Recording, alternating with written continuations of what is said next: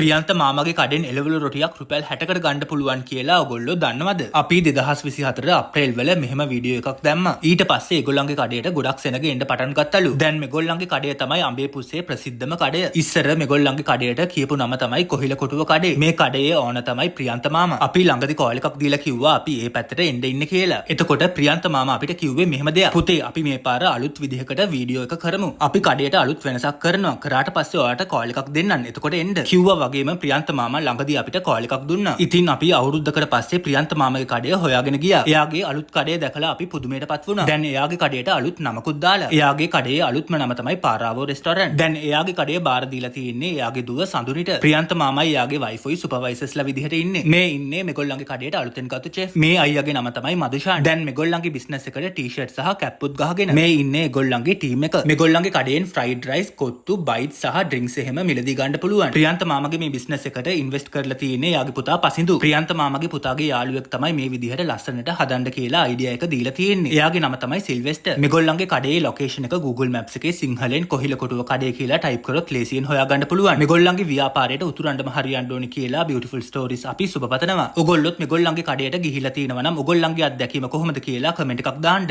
අපි ආයෙමත් මේ වගේ තවත් ලස්සන වීඩියෝවකින් මුණ ගැහෙමු. එතකන් පරිස්සමින් ඉන්න. ජය වේවා.